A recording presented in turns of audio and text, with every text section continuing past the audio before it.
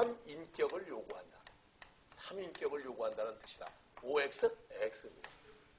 우리는 대리에서의 삼명관계라는 건 세 사람이 필요하다는 뜻이 아니에요. 삼명관계가 무슨 뜻인 줄 아십니까?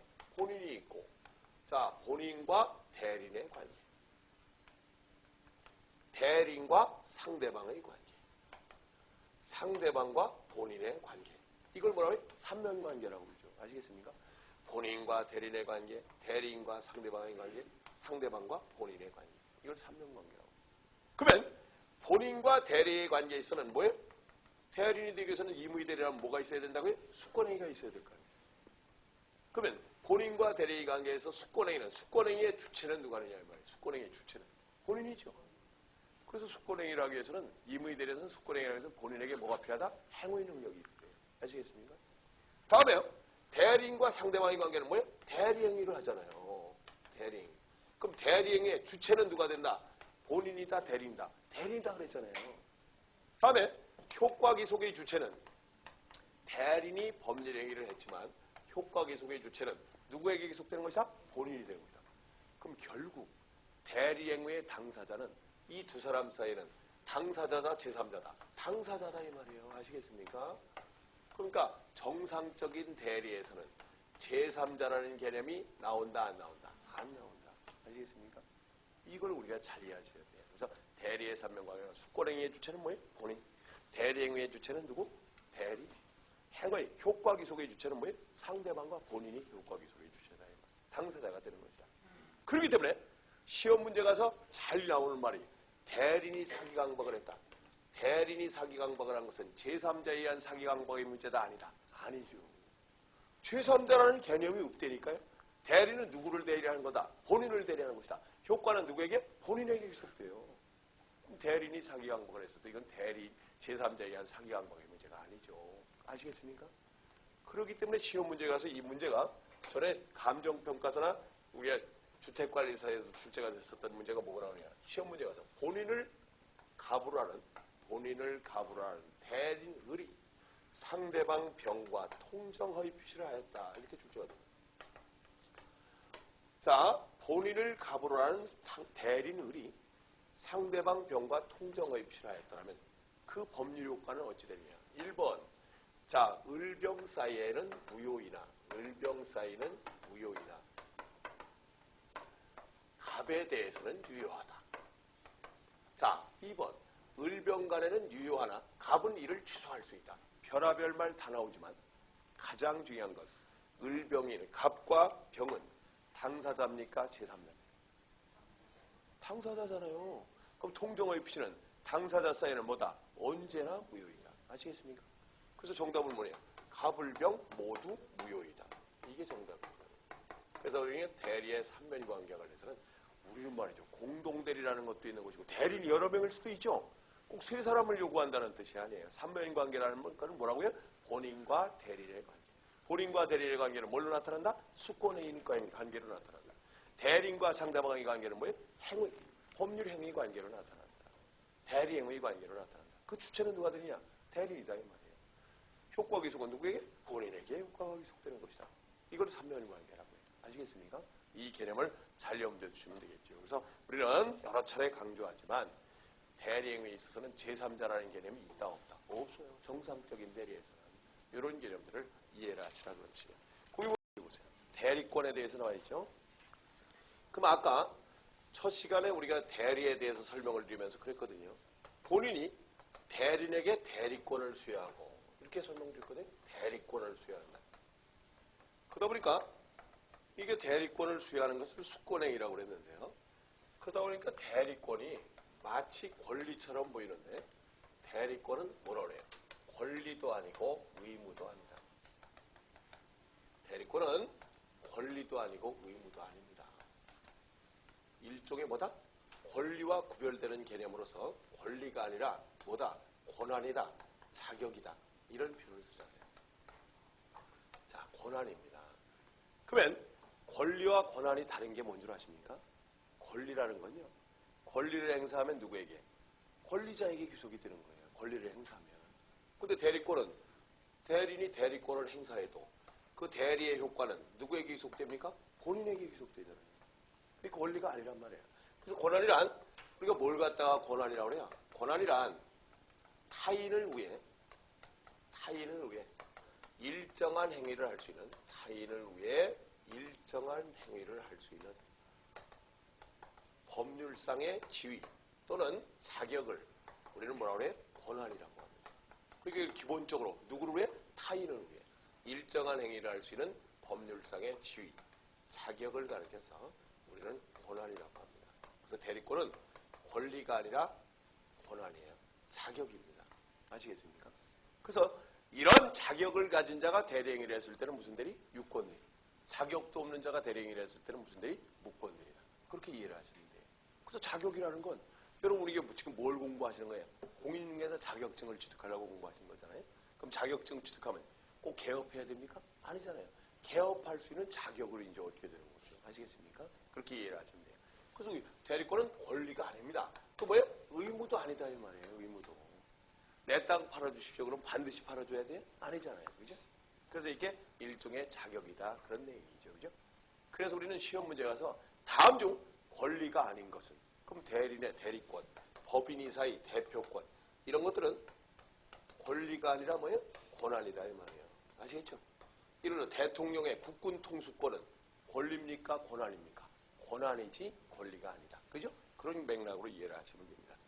그러면 이런 대리권의 발생 원인은 뭐에 의해서 대리권이 발생하느냐? 그래서 대리권의 발생 원인은 법정 대리는 뭐에 의해서? 법률의 규정에 의해서 대리권이 발생하는 거예요. 그죠? 법률의 규정에 의해서.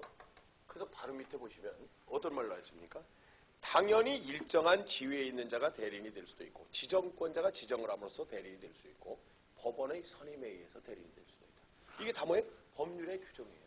아시겠습니까? 그럼 시험 문제에 가서 뭐라고 출제가 되냐? 자, 임의 대리는 본인의 수권행위에 선임되고 법정 대리는 본인과의 당연히 일정한 지위에 있는 자가 대리인이 된 것을 법정 대리라고 한다. OX, X예요. 법정 대리는 뭐예요? 법률의 규정에 의해서 대리인이 되는 거죠.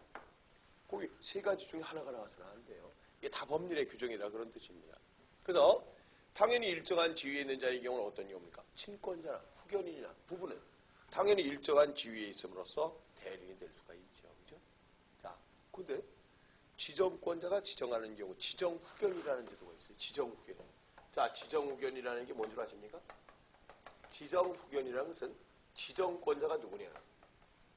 이거는 뭐 적으실 필요도 없어요. 그냥 궁금하시니까 설명드리는 거예요. 지정권자는 최후의 친권을 행사하는 자가 지정권자가 될 수 있어요. 최후의 친권을 행사하는 자죠. 그러니까 예를 들어서 남편 죽고 그 부인이 자 어머니가 남편 죽고 나서 애들을 양육하다가 어머니도 열심히 살면서 애들을 양육하다가 어머니도 좀 임종을 맞게 됐대요. 그럼 가장 중요한 건 우리는 후견인 가운데는 법정 후견인도 있고 지정 후견인도 있거든요. 근데 법정 후견인보다 뭐가 우선한다? 지정 후견인이 우선해요. 그럼 법정 후견인은 누가 되냐? 최근친이 법정 후견인이 돼요. 최근친. 아시겠습니까? 가장 가까운 친척. 그럼 예를 들어서 애들이 있는데 자 가령 예를 들어서 15살짜리 미성년자를 두고 부모가 없다 했을 때는 누가 법정 후견인이 되냐면 후견인을 지정하지 않은 이상은 가장 가까운 친척이 되는데 자 보세요. 누가 될까 한번 생각해보세요. 1번 형. 성년자의 형. 2번 가령이라서 조부. 3번 가령이라서 뭐 숙부. 4번 외조부. 자 5번 가령이라서 이모 뭐 이런 식으로 나오죠. 그죠? 근데 조부는 가령이라서 50세고 외조부는 63세다. 그럼 누가 될 것 같아요? 그러면 저 감각이 있으신 분은 정답을 가려내실 수도 있을 텐데 몇 번이 정답일 것 같아요? 4번이 정답이에요. 아시겠습니까? 왜냐면 가장 중요한 건 우리는 보세요. 성년자의 형도 몇 촌이죠? 2촌. 조부도 몇 촌? 2촌. 숙부는 몇 촌? 3촌. 이모는 몇 촌? 3촌. 이게 3촌은 예선 탈락이죠? 그러면 외조부도 몇 촌? 2촌이에요. 그럼 다 2촌이잖아요. 그죠? 2촌 가운데는 우리가 최근친 가운데도 뭐예요? 연장자 순으로 우리가 친권자, 자, 후견인이 됩니다. 아시겠죠? 이때는 이게 정답이 돼요. 그래서 지금 남녀평, 예전엔 본가가 우선하냐 외가가 우선하냐 이걸 따졌는데 이제는 남녀 평등 사상에 의해서 본가 외가 안 따져요. 이런 개념을 이해하시면 되겠죠. 그럼 예를 들어서 보세요. 만약 애 아빠 죽고 나서 애를 키우고 있다가 자 시가 쪽에서는 한 번도 도움을 받은 적이 없어요. 근데 나도 죽게 됐어요. 그래서 내가 재산도 좀 모아놓고 애 앞으로 이제 교육 걱정 없거든요. 그런데 그냥 죽게 되면 시아버지가 후견이 될 확률이 제일 높단 말이에요. 아시겠습니까? 이랬을 때 나는 애들 이모를 지정하겠다. 그럼 뭐가 우선한다고요? 이모가 우선. 이걸 뭐라고 한다? 지정 후견이라는 제도가 있다. 이것도 뭐에 의해서? 법률의 규정에 의해서. 아시겠습니까? 다음에요. 법원의 선임에 의해서 부재자의 재산 관리를 선임할 수 있고 상속 재산의 관리를 선임할 수 있죠. 그죠? 또 우리가 지정 유언 집행인도 안 했네요. 우린 유언 자체는 대리가 인정돼야 안 돼요. 안 되죠. 근데 유언을 집행하는 건 대리가 인정된다니까요. 그러니까 예를 들어서 나 죽거들랑 틀림없이 내 재산 때문에 남겨놓은 재산 때문에 자식들이 다투게 될 텐데 이런 내용으로 유언을 집행해달라 할 수 있잖아요. 그죠? 여러분들 지금부터 부지런히 모으셔가지고 유언 집행인을 선임할 정도로 재산 좀 한번 모아보세요. 그죠? 그래서 아무튼 이렇게 이게 다 뭐에 의해서? 법률의 규정에 의해서 대리인이 되는 거예요. 아시겠죠? 그래서 법정대리는 뭐에 의해서? 법률의 규정입니다. 근데 이무의 대리는 뭐에 의해서? 수권행위에 의해서 대리인이 된다는 거예요. 수권행위. 자, 대리권을 수여하는 수권행위에 의해서 대리인이 된다. 이런 얘기죠. 그럼 수권행위를 뭘로 볼 것이냐?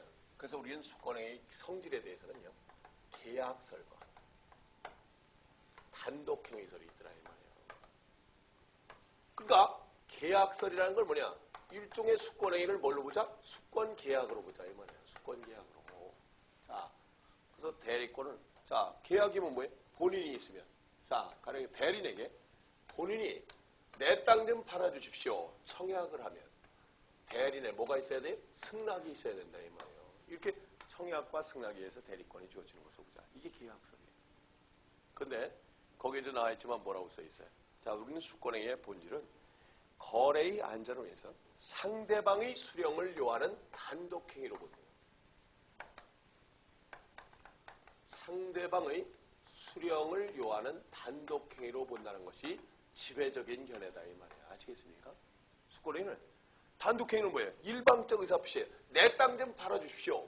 그랬더라면 대리권이 주어지는 것을 보자. 뭐만 안 했다면? 거절만 안 했다면. 아시겠습니까?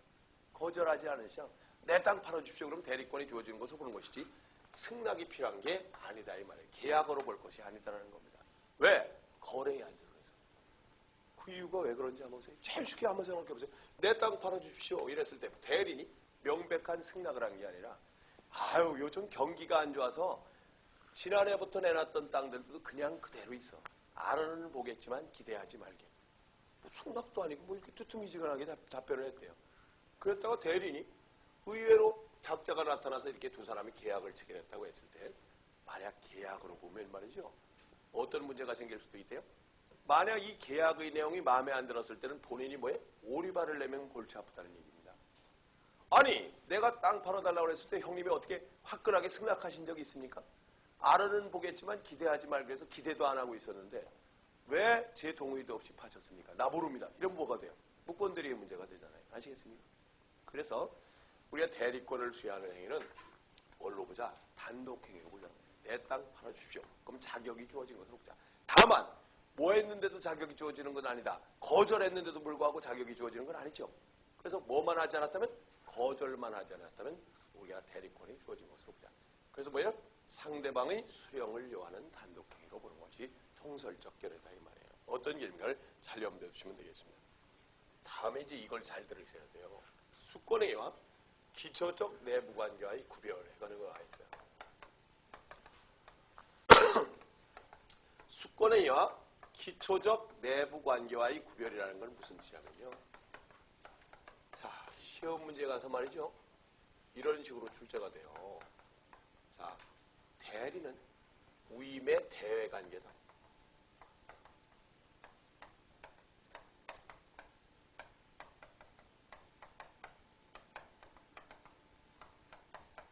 맞는 말일까요? 틀린 말일까요? OX, X예요. 왜 대리가 위임의 대외관계입니까? 그래서 우리는 잘 알고 있는 수권행위는 말이죠. 우리가 뭐라 해요? 보조행위다 그래요. 들어보셨습니까? 지난번? 언제 들어보셨어요? 법령의 종류에서 들어보셨죠? 수권행위는 독립행위다, 보조행위다. 보조행위. 왜? 우리가 한번 생각해보세요. 대리권을 줄 때는 달랑 대리권만 줍니까? 아니죠. 뭐에 수반해서 줍니까? 대부분 우임, 고용, 도급계약 등의 수반해서 주는 경우가 많죠. 그죠? 우임, 도급, 조합, 뭐 조합도 나옵니다. 그러면 대리권을 주는 건 말이죠. 우리가 예를 들어서 변호사에게 소송 대리권을 준다? 뭐에 수반해서? 우임계약에 수반해서. 법무사한테 등기 업무를 맡긴다? 우임계약에 수반해서. 영업사원, 수금사원에게 대리권을 준다. 뭐에? 고용계약에 수반해서 이루어지잖아요. 아시겠습니까? 그래서 이게 수권행위는 독립된 행위가 아니라 이런 대리권을 수반시키는 우임, 고용, 도급, 조합계약 등의 수반해서 자, 이런 기초적 내부관계에 수반해서 이루어지더라 이 말이에요. 아시겠습니까? 그러나 대리는 우임의 대관계이다. 이렇게 나와서는 된다 안 된다? 안 된다는 거예요. 예를 들어서 우임, 고용, 도급, 조합은 반드시 대리를 수반한다. 그럼 돼야 안 돼요? 안 되잖아요. 이런 기초적인 내부관계에 반드시 수반하는 건 아니잖아요. 예를 들어서 자 한번 보세요. 변호사에게 소송 대리권을 준다면 우임계약과 대리권이 수반이 되죠. 그죠? 그러나 여러분 아시겠지만 중개업자에게 내 땅 팔아달라. 이건 대리권 준 거예요? 아니에요? 아니잖아요. 단지 우임계약일 뿐이지 대리권까지 준 건 아니잖아요. 그죠? 예를 들어서 영업사원, 수금사원에게 우리가 고용계약을 체결하면 뭐까지? 대리권까지 수반이 되지만 단순한 일용인부를 고용한다 그러면 그건 대리권 수반하는 거예요? 아니에요? 아니죠. 고용이라고 해서 다 대리가 수반되는 게 아니다 이 말이에요. 그 법률관계의 내용에 따라서 대리가 수반될 수도 있고 안 될 수도 있는 것이다 이 말이에요. 예를 들어서 조합계약 그러면요.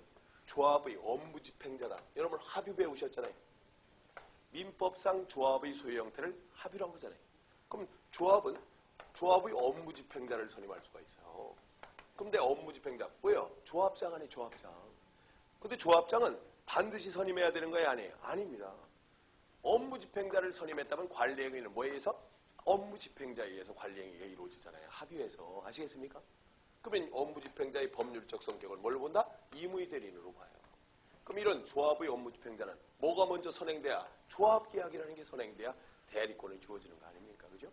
그래서 다시 한번 말씀드리지만 수권행위는 보조행위다 이 말이에요. 그래서 이게 고용, 우임, 도급, 조합계약 등의 수반해서 이루어져요. 그러나 반드시 고용, 우임, 도급, 조합에 대리가 수반되는 것은 아니다 이 말이에요. 그 행위의 내용에 따라서 수반될 수도 있고 안 될 수도 있는 것이 반드시 수반하는 것이 아니다. 우임은 반드시 대리를 수반한다. 맞는 말, 틀린 말? 틀린 말이다 이 말이에요. 아시겠습니까? 어떤 내용인가를 이해하시면 되겠죠. 다음에 우리가 또 어떤 말로 나와 있어요? 수권행위의 원인관계에 대해서 나와 있어요. 수권행위와 원인관계. 그럼 수권행위와 원인관계에 있어서는 무인설, 유인설이 있더라요. 무인성, 유인성, 무인론, 유인론. 이거 나오죠, 그죠? 그럼 무인론, 유인론이라는 게 뭐예요? 무인, 유인, 뭐죠? 원인이 무효이면 결과까지도 무효가 된다. 뭐예요? 유인. 무인은 원인이 무효일지라도 결과 자체를 뭐하다? 유효하다. 영향을 받는다, 안 받는다? 안 받는다. 이 무인설이에요. 그러면 영업사원을 고용했대요. 수금사원을 고용했다. 그럼 고용계약과 더불어 뭐가 주어져요? 대리권이 주어지죠. 영업사원, 수금사원. 근데 수금사원이 해고가 됐대요. 원인이 무효죠. 그죠? 근데 해고된 놈이 수금을 해갔대요. 상대방이. 그러면 이때 유인설에 의할 것 같으면 이 수금은 유효다, 무효다? 무효죠. 원인이 무효니까 수금도 뭐예요? 무효가 되죠. 근데 무인설에 의할 것 같으면 해고가 됐을지라도 수금으로서는 뭐다? 유효하다. 이게 무인이에요. 아시겠습니까? 유인, 무인. 그럼 거래의 안전이라는 측면에서는 뭐가 타당합니까? 유인설, 무인설. 무인설이 타당하다. 그런 뜻으로 이해하시면 되겠죠. 그래서 우리는 유인, 무인, 수권행위와 원인관계에 있어서 수금사원을 고용했는데 해고가 됐더라. 해고된 놈이 가서 수금을 해갔다. 그럼 보세요. 어떤 결과가 돼요? 본인이 있고 자 상대방이 있었을 때 수금사원이 수금을 해갔대요. 그럼 고객의 입장에서는 유인설에 의할 것 같으면 수금으로서의 효력이 인정돼야 안 돼요? 안 되죠. 그러니까 다시 본인한테 수금을 해줘야 된다는 얘기예요. 그리고 수금을 해가 넌 막 권한도 없는 놈이 왜 수금을 해갔어? 그거 돌려줘. 얘한테 배상을 청구할 수밖에 없죠. 근데 무인설에 의하면 고객은 수금으로서의 효력이 인정되니까 더 이상 법률관계 남아야 안 남아요? 안 남습니다. 누구와? 그게 해고된 놈과 얼마 해고된 놈이 왜 수금을 해가서 누가 회사에서 수금사원한테 배상을 청구해야지. 아시겠죠? 그래서 거래의 안전이라는 측면에서는 뭐가 타당하다? 무인설이 타당하다. 그런 내용으로 이해를 하시라 이 말이에요. 유인 부인이 못하는 걸 아시잖아요. 그죠? 자주 나오는 말이니까 꼭 기억해 두셔야 돼요. 자, 원인이 무효일지라도 결과는 유효하다. 이게 무인설이에요. 그래서 무인행위, 그럼 무인행위 대표적인 게 뭐가 있죠? 무인행위의 대표적인 얘기가 수표음행위가 있잖아요. 매매계약 의결과 수표음을 매매대금으로 줬대요. 근데 매매계약이 무효 취소가 되어도 수표음도 백지가 되는 것이다. 아니다. 아니다. 원인이 무효일지라도 결과는 뭐예요? 영향을 미치지 않는다. 이걸 무인이라고 해요. 아시겠습니까? 원인과 무관하다. 그런 의미예요. 그렇죠? 어떤 개념인가를 이해하시면 되겠죠. 자, 그런 식으로 해서 우리가 수권행위와 원인관계도 살펴보셨고, 다음에 수권행위는 무슨 행위? 불료식행위다 이 말이에요. 대리권을 수여하는 행위는 불료식행위다. 그런데 대부분 하다못해 인감증명을 본인이 아닌 대리인이 대신 띄러 간다. 그러니까 본인이 아닌 부인이 가서 대신 띄는 경우도 있죠. 그러면 이럴 때 뭘 작성하던가요? 우임장을 작성하잖아요. 그래서 우리가 대리권을 줄 때는 대부분 우임장을 많이 써주는데 우임장이 반드시 요구되는 것이다. 아니다. 아니다 이 말이에요. 우리가 대리권을 주는 행위는 보다 불료식행위다. 일정한 형식을 요구하지 않습니다. 그죠? 말로 하든 서면으로 하든 관계가 없다 이 말이에요. 다만 우리가 대리권을 수여하는 수권행위는 뭐가 있는 자, 무능력자가 대리권 줄 수 있을까요? 없을까요? 없습니다. 수권행위는 뭐가 필요하다? 행위 능력이 필요하다. 수권행위는 법률행위다 아니다? 법률행위죠. 뭐가 들어가 있으니까? 의사표시가 들어가 있으니까. 수권행위도 일종의 법률행위다 이 말이에요. 그럼 수권행위를 해석하는 데 있어서는 법률행위 해석과 다른 방법으로 해석합니까? 법률행위 해석과 같이? 법률행위 해석과 같이 해석을 해야 되죠. 그죠? 수권행위도 일종의 법률행위입니다. 대리권의 범위는요. 자, 우리는 보세요. 법정 대리는 뭐에 의해서? 법률의 규정에 의해서 대리권의 범위가 정해지죠. 그러니까 나중에 보시면 알겠지만 법정 대리권은요. 법률의 규정에 의해서 대리권이 발생하고 법률의 규정에 의해서 대리권의 범위가 정해지고 법률의 규정에 의해서 대리권이 소멸하죠. 아시겠습니까? 그래서 법정 대리는 대리권의 발생 범위 소멸이 전부 뭐에 의해서? 법률의 규정에 의해서 우리가 말 그대로 대리권의 범위가 주어져요. 그래서 아까 말씀드렸잖아요. 미성년 자녀에 대해서는 우리가 말대로 친권자인 부모는 자녀의 교육, 양육, 거소 지정에 대한 대리권을 가진다. 이렇게 되어 있죠. 부부 일방은 다른 일방에 대해서 일상가사에 대한 대리권을 가진다. 이렇게 법률의 규정으로 되어 있다니까요. 그러면 대리권의 범위를 정한 법률의 규정은 강행 규정으로 해석된다, 임의 규정으로 해석된다. 강행 규정이다 이 말이에요. 이건 당사자가 임의로 바꿀 수 있는 것이다 아니다. 아닙니다. 강행 규정으로 해석이 되는 겁니다. 아시겠습니까? 다음에요. 우리 임의 대리는 뭐에 의해서 대리권의 범위가 정해지는 것이다? 수권행위의 해석에 의해서 대리권의 범위가 정해지죠. 수권행위의 해석에 의해서. 아시겠습니까? 그래서 우리는 가령 1억 이상 팔아달라 그러면 1억 이상이 대리권의 범위지 8천만 원에 팔아서야 되겠습니까? 건물을 임대해달라 그러면 임대가 대리권의 범위지. 그죠? 매각하면 되겠습니까? 그래서 이게 대리권의 범위는 수권행위의 해석에 의해서 정해지더라 이 말이에요. 아시겠습니까? 그런데 문제는 말이죠. 대리권의 범위가 법률의 규정이나 수권행위 해석에 비추어서 불분명한 경우도 있더라 이 말이에요. 불분명한 경우, 그죠? 대리권의 범위가 불분명한 경우도 있을 거 아닙니까? 예를 들어서 우리 요즘은 자본과 경영이 분리된다고 해가지고요. 고용경영인도 있잖아요, 그죠? 고용경영인. 전권을 위한 고용경영인도 있단 말이에요. 그런 경우는 대리권의 범위가 불분명하지 않습니까? 그죠? 불분명해요. 그러다 보니까 대리권의 범위가 불분명한 경우에 우리 민법은요. 118조의 보충규정을 뒀어요. 보충규정을 둬서 대리권의 범위가 불분명한 대리인이 할 수 있는 것과 없는 것에 대한 보충규정을 뒀다는 얘기입니다. 왜 이런 보충규정을 뒀을까요? 자, 보충규정을 둔 이유. 뭐를 막기 위해서? 대리권의 남용을 막기 위해서다 이 말이에요. 대리권의 범위가 불분명하다고 해서 제멋대로 대리행위를 하면 돼야 안 돼요? 안 되죠. 그래서 뭐는 할 수 있고 뭐는 할 수 없다라고 118조의 보충규정을 두고 있다는 얘기입니다. 아시겠습니까? 그러면 우리가 이 118조의 보충규정을 둔 이유는 본인의 이익 보호예요? 상대방의 이익을 보호하기 위해서? 본인의 이익을 보호하기 위한 거죠. 대리권의 남용을 막기 위한 것이다 이 말이에요. 그래서 우리가 본인의 이익을 위해서 그런 것이다 이 말이에요. 자, 이 본인의 이익을 보호하기 위해서 본인의 우리가 말대로 대리권의 남용을 막기 위한 것이다. 이런 내용으로 이해하시면 되겠죠. 그러면 이 118조의 보충 규정은 대리권의 범위가 불분명한 경우에 이 규정이 적용되는 것이지 대리권의 범위가 명확하다면 적용이 되는 것이 아니다 이 말이에요. 그래서 거기 가운데 줄 보세요. 자, 다음 페이지 54페이지 다음 가운데 줄 보면 시험 문제 그렇게 출제가 됐다니까요. 대리권의 범위가 명확한 경우에도 118조의 보존행위는 무제한으로 할 수 있는 것으로 해석된다. OX, X예요. 대리권의 범위가 명확하다면 명확한 대로 하면 되는 것이지. 우리가 보존행위가 뭔 줄 아세요? 대리권의 범위가 불분명한 경우 우리 민법 118조에 보면 대리권의 범위가 불분명한 대리랄지도 보존행위는 무제한으로 할 수 있대요. 아시겠습니까? 그럼 보존행위라는 건 뭐냐? 현상을 유지하는 행위를 보존행위라고 그래요. 현상을 유지하는. 즉 본인에게 손해를 끼칠 염려가 없는 행위를 뭐라고 그래요? 보존행위라고 그래요. 본인에게 손해를 끼칠 염려가 없는 행위. 예를 들어서 소유권 보존 등기를 한다. 무슨 행위? 보존행위. 기한이 도래한 채무를 변제한다. 기한이 도래한 예를 들어서 본인의 예금 통장에서 본인이 갚아야 될 돈을 갚아주는 것도 뭐예요? 보존행위예요. 왜? 갚아주지 않으면 연체 이자가 발생하거나 경매가 실행될 수도 있잖아요. 그죠? 현상을 유지하는 행위예요. 또 심지어 소멸시효를 중단시킨다. 지금 시효가 완성되는 소멸시효를 행사를 해서 시효를 중단시키다거나 가령 예를 들어서 파손된 가옥을 수선을 한다. 파손된 가옥 방치해두면 더 나빠질 수도 있잖아요. 그죠? 이런 것들을 우리는 뭐래? 보존행위라고 합니다. 또 보존행위는 뭣도 나왔었는 줄 아세요? 자, 시험 문제. 부패될 염려가 있는 식품의 처분.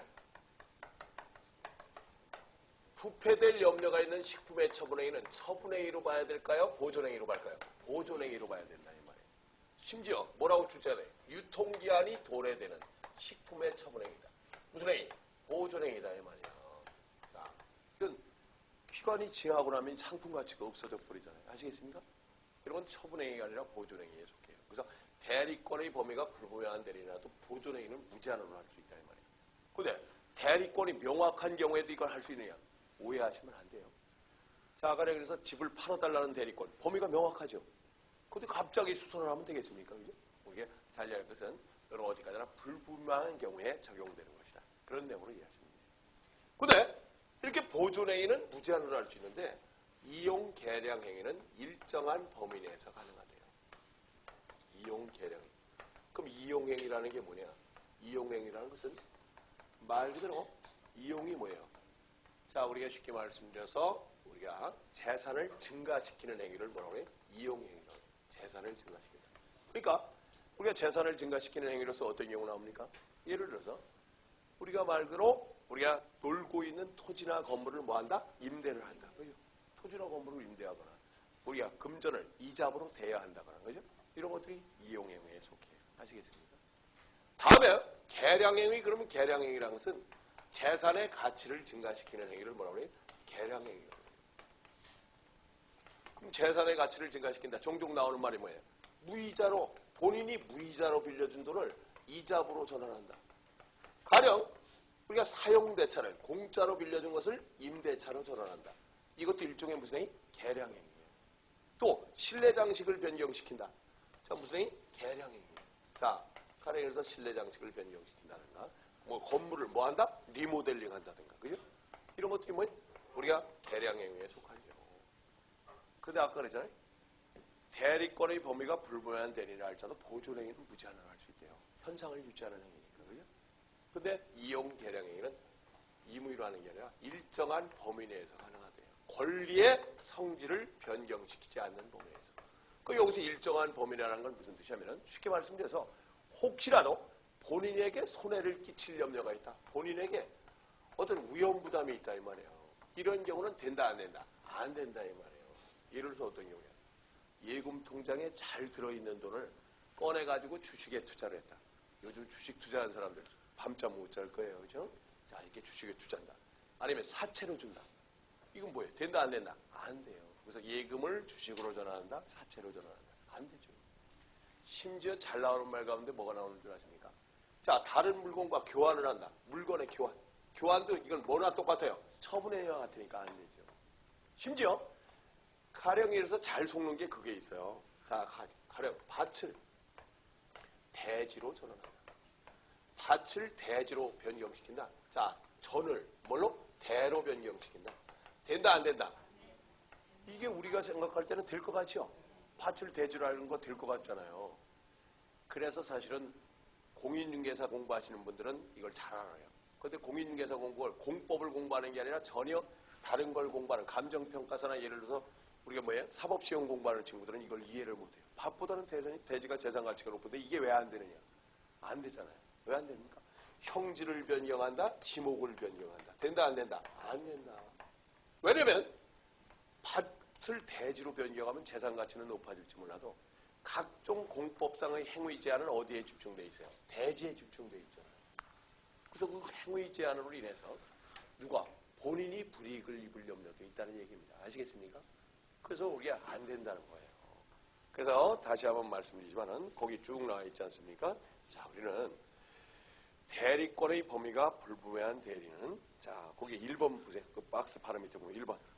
대리라도 보존행위는 무제한으로 할 수 있으나 이용 계량행위는 일정한 범위 내에서 가능하고 해석상 뭐는 할 수 없다? 이용 계량행위도 제멋대로 못하니까 뭐는 안 돼요? 처분행위는 할 수가 없죠. 그래서 처분행위는 할 수 없다. 그래서 대리권의 범위가 불분명한 대리를 가리켜서 처분 권한이 없는 자 이를 표현을 쓰죠. 이게 어디에 가서 나오던가요? 나중에 임대차 편에 가서 나오죠. 처분 권한이 없는 자도 임대차 할 수 있어요, 없어요? 있습니다. 처분 권한이 없는 부재자의 재산 관리도 임대차는 할 수 있는데 이 사람들이 하는 임대차는 너무 장기간으로 해서는 된다, 안 된다? 안 돼요. 우리가 가령 해서 건물이나 수목의 소유를 목적으로 하는 경우라도 몇 년을 초과할 수 없다? 10년을 초과할 수 없다. 단기 임대차라도 되어 있죠. 아시겠습니까? 이 밑에 보면 대리권의 범위와 관련된 판례가 있어요. 그죠? 이거 시험 문제 출제가 됐던 얘기가 있죠. 그죠? 그래서 부동산 매매 계약에 대한 대리권을 가지는 자는 그 계약에 따른 뭐예요? 계약금이나 중도금, 잔금도 수령할 권한이 있는 것이다, 없다? 수령할 권한이 있다라고 보는 것이죠. 대리권, 매매에 대한 대리권을 수여받은 자는. 근데 그러나 우리가 잘 알 것은 세 번째 보세요. 우리가 이것도 출제가 됐단 말이죠. 매매에 대한 대리권을 가진 게 아니라 매도인을 보조하여 계약서와 영수증에 날인하는 데 불과한 사람은 중도금과 우리가 잔금까지 수령할 권한이 있는 것이다, 아니다? 아니다, 이 말이에요. 이런 식으로 출제가 됐던 예도 있죠. 또 우리가 대여금의 영수 권한을 받은 위임을 받은 대리인이 자 보세요. 가령 예를 들어서 너는 우리가 말대로 내가 1억을 줄 테니까 이걸 사채놀이를 해달라. 그래서 대여금에 대해서 권한을 줬대요. 그럼 그 권한을 받은 자는 그 대여금의 회수 기간을 연장해주는 대리권을 갖는다고 봐야 돼요? 못 갖는다고 봐야 돼요? 가질 수 있다. 변제기를 연장해주는 건 가능하죠. 그죠? 그러나 일부를 면제한다. 이건 된다, 안 된다? 안 되죠. 일부를 면제하기 위해서는 뭐예요? 이때는 특별수권이 필요하죠. 아시겠습니까? 그런 내용으로 이해를 하시면 되겠어요. 한번 좀 읽어보시면 되겠고요. 어떤 게 됩니까? 이해하시고. 다음에